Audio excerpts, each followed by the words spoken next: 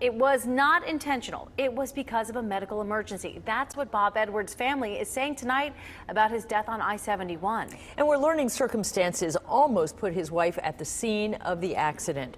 9 on your side's Tom McKee talked to Edwards' wife and son today, and he's live with what they had to say. Tom? Well, of course, they're still in shock, as is everyone here at the Free Store, which was the beneficiary of the Rubber Duck Regatta that he created. I did talk with Sylvia Edwards today, and she told me that normally on Thursday she goes bowling, but changed her routine because of a medical appointment. Had she kept her regular schedule, she might have been on I-71 right at Red Bank Road when her husband was struck. What caused Bob Edwards to step into a traffic lane on I-71? A friend of his wife's told her she passed the intersection minutes before the accident and saw a man who appeared disoriented. She didn't know who it was.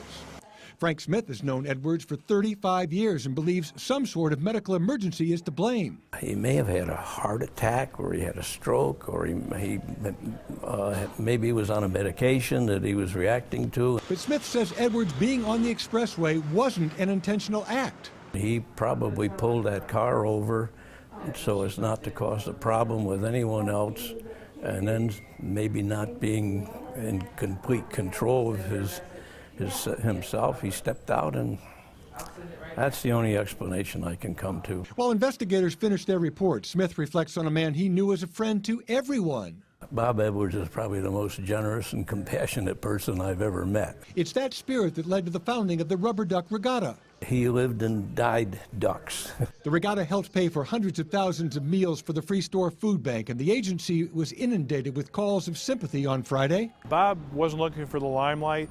Bob wasn't out there looking for the headlines. Instead, he helped provide 25 million meals to over 300,000 area residents who just needed a helping hand. Right now, I think Bob's probably looking down on us and saying, hey guys, it's not about me, it's about the mission. And that's what it's all about.